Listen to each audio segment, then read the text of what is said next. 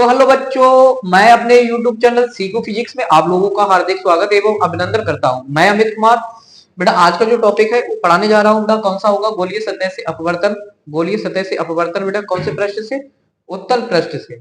कौन से पृष्ठ से होगा? उत्तल पृष्ठ से, जहां पे सघन में वस्तु रखेंगे अब की बार में और विरल में हम प्रतिबिंब बनाएंगे। पहले क्या था? कल के जो लेक्चर में था उसमें हमने क्या किया था? विरल में वस्तु को रखा था और प्रतिबिंब कहां बनाया था? सघन में बनाया था। आज का टॉपिक उल्टा होगा इसके, जस्ट उत्तर पृष्ठ का ही पढ़ेंगे। कल भी उत्तर पृष्ठ का पढ़ा था, आज भी उत्तर पृष्ठ का ही पढ़ेंगे। ठीक है, तो देखते हैं बेटे क्या होगा।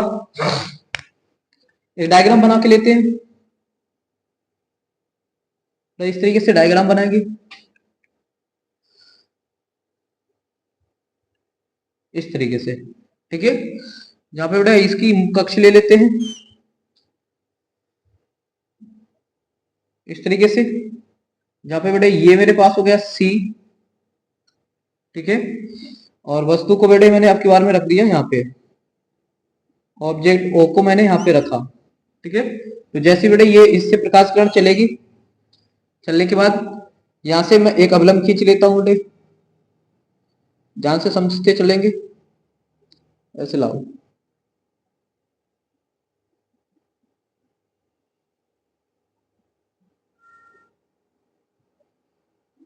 इस तरीके से आएगी। इस बीच में बेटे एक अवलंब खींचता हुआ चलता हूं। तो मैंने अवलंब खींचा, जब विरल माध्यम से आएगी तो बेटे ये अवलंब से दूर हटेगी और इस तरीके से प्रतिबिंब बना लेगी, जाके इमेज बना लेगी। सही है। इस पृष्ठ से जहां पे टकराई उसे एम बोलेंगे। एम से मुख्य अक्ष पर एक अवलंब डाल लेंगे बेटा। एन में एक अवलंब डाल लूंगा। सही है। ये जो है बेटा विरल माध्यम है मेरे पास, विरल विरल माध्यम एन बल लिखेंगे। ये बेटे मेरे पास है सघन, सघन, और इसको लिखेंगे N2। कितना लिखेंगे बेटा? N2 लिखेंगे। ये विरल है N1 और इसे लिखेंगे N2। फिर से रिपीट करते बेटे, हम एक उत्तल पृष्ठ लेंगे, करेंगे बेटा एक उत्तल पृष्ठ लेंगे जहां पे सघन में वस्तु को रखेंगे और विरल में हम इसका प्रतिबिंब बनाएंगे। तो बेटा यहाँ पे वस्तु मैंने सघन माध्यम में रखी, तो बेटे इससे प्रकाश किरण चलेगी, अपवर्तन के पश्चात अवलंब से दूर हटती है। आप जानते हैं विरल माध्यम सघन माध्यम से विरल माध्यम में जाएगी तो अवलंब से दूर हटेगी और हटने के बाद बेटे ये किरण कहाँ बना लेगी? यहाँ पे जाके इसका प्रतिबिंब बना लेगी। फिर हम क्या करेंगे? एम यहाँ पे जो जहां पे पॉइंट टकरा रहा है, किरण जाके टकरा रही है, इसको एम नाम दिया मैंने और इसको एन। तो एम से मैं मुख्य अक्ष पे अवलंब डाल लेता हूँ, अवलंब होगा एन, तो एम एन एक हमारे पास अवलंब हो गया। ठीक है, फिर बेटे आप जानते हैं वस्तु के जो कोण बनेगा, ये वाला जो कोण होगा इसको नाम दो पहले। इसका जो नाम होगा बेटा मैं इसको नाम दे देता हूँ अल्फा, इसको नाम दे देता हूँ बीटा और इसे नाम दे देता हूँ बेटा गामा।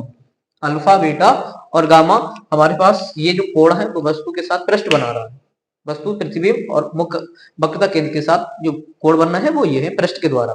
ठीक है, ठीक बेटे आप जानते हैं बेटा इसका इसका नाम देंगे बेटे ओ डैश देंगे। यहां से यहां तक की दूरी, प्रतिबिंब के बीच की दूरी क्या हो जाएगी? बी। बेटे अगर मैं यहां से यहां तक की बात करूं तो ये मेरे पास आर हो जाएगी यहां तक। तो बेटे यहां से मैं यहां तक की बात करूं तो बेटे मेरे पास ये हो जाएगी यू। क्या हो जाने वाली है बेटे यहां से यहां तक की?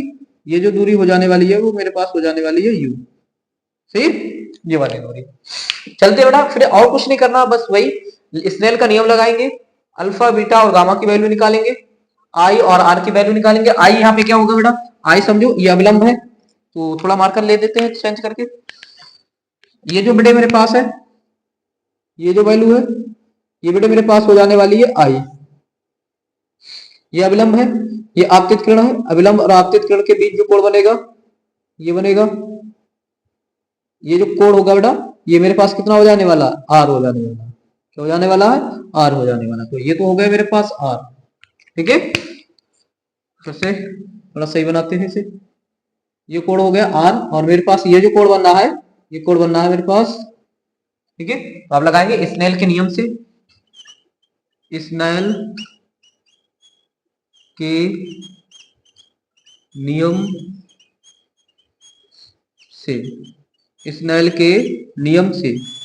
स्नेल का नियम क्या कहता है? साइन आई बटे साइन आर बराबर, बेटा किधर जा रही है किरण? N1 में जा रही है, तो N1 को ऊपर लिख लेंगे और N2 नीचे आ जाएगा। सही है। इतना हो जाने के बाद थोड़ा मार्कर चला लेते हैं। ठीक है,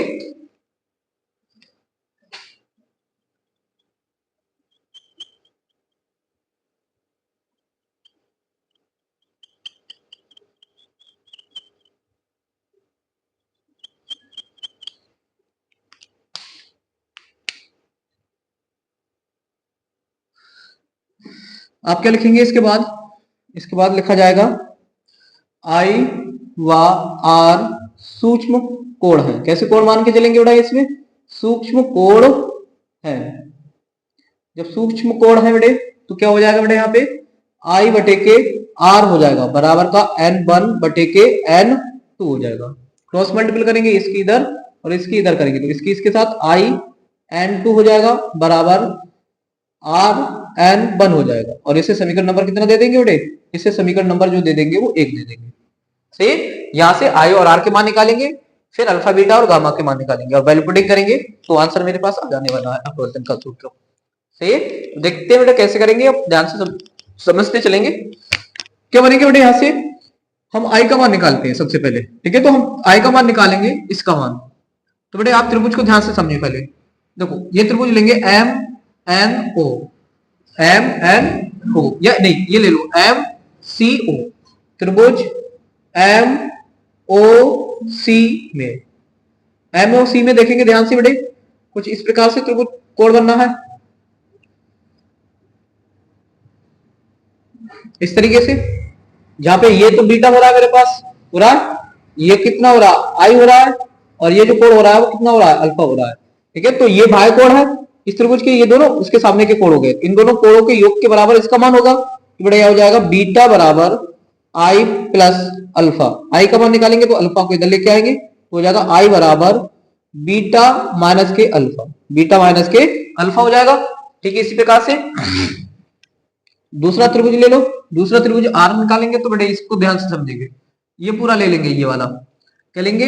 आई एम सी में क्या कोण बनना है? देखो ध्यान से, कुछ इस प्रकार से कोण बनना है। तो ये जो हो रहा है वो आर हो रहा है, ये गामा हो रहा है, और ये कितना हो रहा है बेटा? बीटा हो रहा है, ठीक है? तो बाह्य कोण इन दोनों योग के बराबर होगा, तो आर बराबर क्या हो जाएगा? बीटा प्लस के गामा। सही। तो आई और आर के मान यहाँ पे यहां से आ गए मेरे पास, ठीक है? तो इससे अब इसके मान आई आर के मान तो ये निकले, और इनके भी मान की जरूरत पड़ेगी अल्फा बीटा और गामा की, तो वो भी निकाल के चलते हैं बेटे। कैसे निकालेंगे ध्यान से समझेंगे, इसे भी निकालेंगे। आप त्रिभुज लिखते हुए चलेंगे। पहला त्रिभुज लेंगे ये वाला एम एन ओ, त्रिभुज एम एन ओ में, त्रिभुज एम एन ओ में क्या कहता है बेटा? ये कहता है tan अल्फा बराबर, tan अल्फा बराबर लंब, लंब क्या बेटे मेरे पास? mn, लंब बटे के आधार, आधार क्या हो रहा है? ON, ठीक है? उसी प्रकार से अगला त्रिभुज ले लो आप फटाफट से, ये वाला त्रिभुज लेंगे, ये वाला छोटा वाला त्रिभुज, त्रिभुज क्या हो रहा है?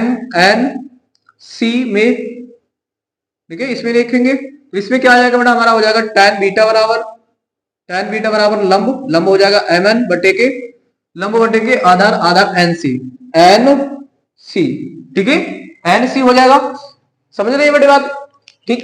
आगे आते हैं बेटा, अगला त्रिभुज लेंगे। अब मुझे गामा का चाहिए, कौन सा चाहिए बेटे? गामा। तो गामा चाहिए तो बेटे मैं इस वाले त्रिभुज का यूज करूंगा, इस वाले का, ठीक है? तो त्रिभुज अगली बार में लिखेंगे बेटे, त्रिभुज M I O M I N में, ठीक है? देखेंगे tan गामा बराबर लंब, लंब क्या हो रहा है इसमें? mn बटे आधार क्या हो रहा? in, ठीक है?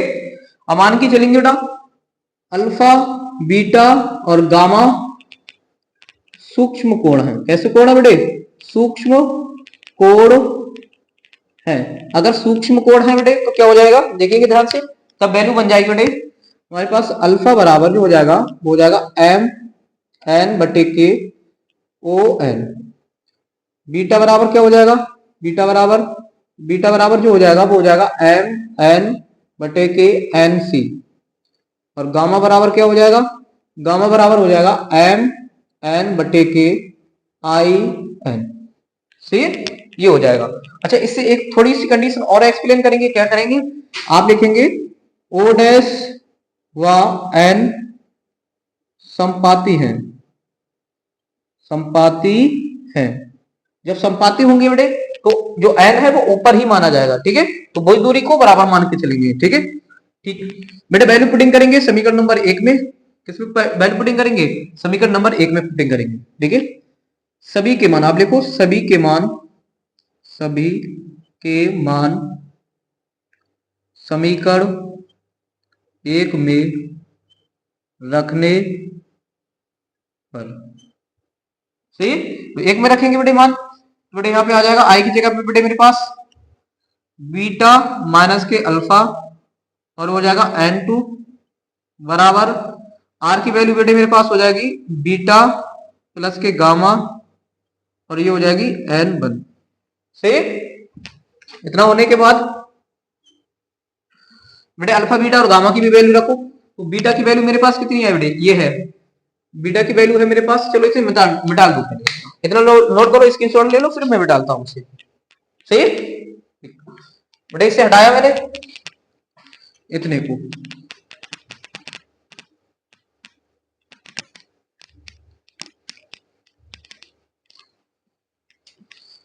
अरे लो सब गड़बड़ी कर दिया, चलो कोई नहीं। लिखेंगे बीटा की वैल्यू, तो बीटा की वैल्यू आई mn बटे का mn बटे का nc, सही है, माइनस अल्फा की वैल्यू जो आएगी बेटे, अल्फा की वैल्यू आएगी मेरे पास mn बटे का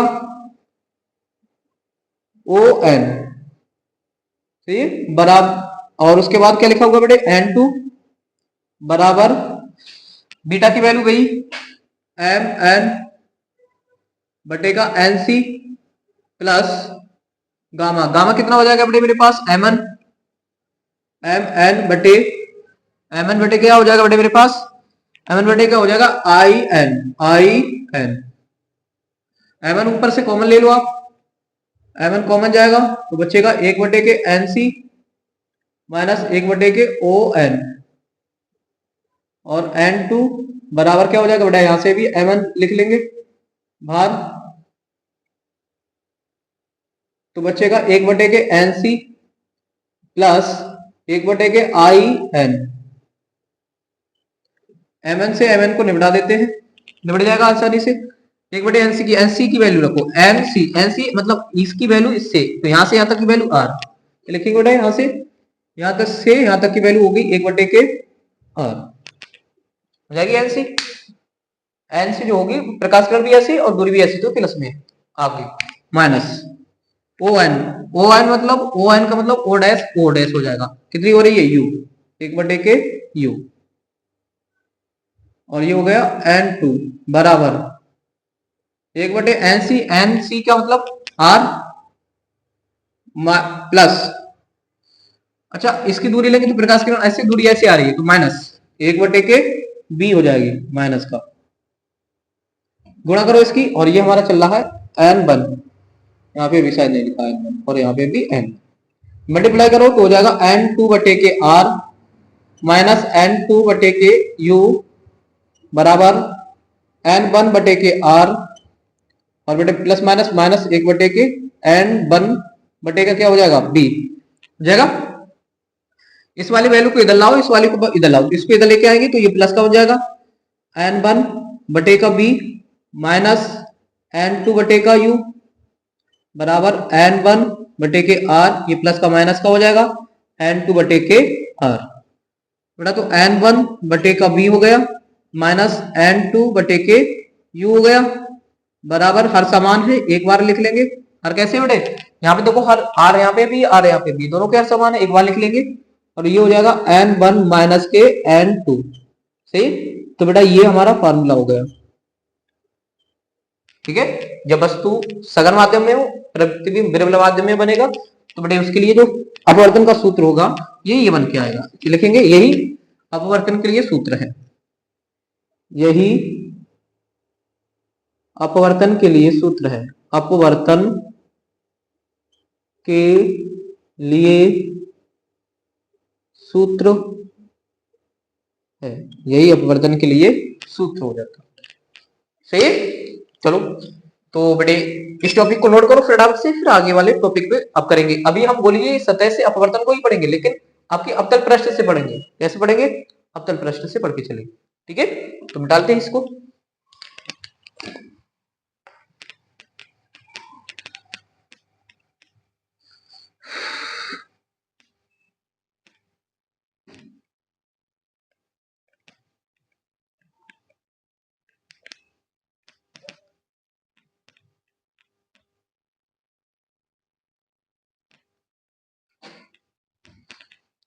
तो क्या लिखेंगे बेटा यहाँ पे लिखेंगे अवतल पृष्ठ, अवतल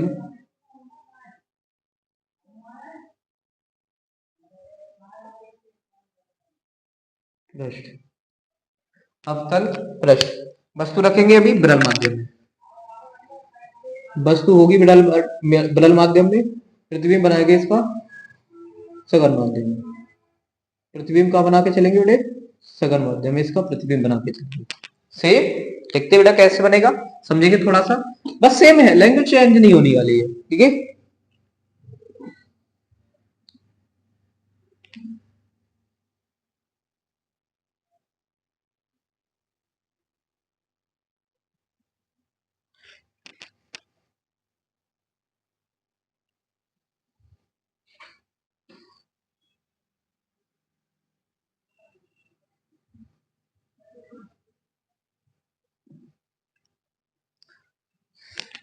ठीक है, इस तरीके से आपके बारे में बेटे ये विरल माध्यम लेके चलेंगे। ये कैसा माध्यम लेंगे बेटे, विरल माध्यम। ये हो जाएगा N1, ये सघन माध्यम, सघन जिसे बोलेंगे बेटे N2।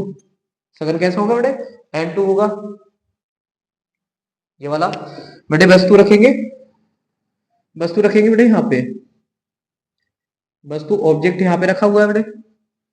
प्रकाश किरण चलेगी यहाँ से, कैसे चलेगी देखेंगे ध्यान से।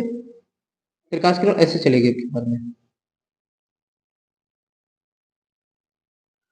और अपवर्तन के पश्चात थोड़ा सही कर लेते हैं, और यहाँ से एक सी ले लेते हैं। तो बेटे थोड़ा सा पास में लिखो, ये सी ले लेते हैं। यहाँ से बेटे एक अविलंब खींचा मैंने सीधे से, तो यहाँ से क्या होती है, प्रकाश किरण मुड़ जाती है, और मुड़ने के बाद बेटे ये प्रतिबिंब बना लेगी कुछ इस तरीके से। आई सही, इस तरीके से ये प्रतिबिंब बना लेगी। ठीक, तो बेटे यहाँ से देखो आपतित किरण आ रही है, तो यहाँ से ये कोण हो जाएगा बेटे मेरे पास आई, ठीक है।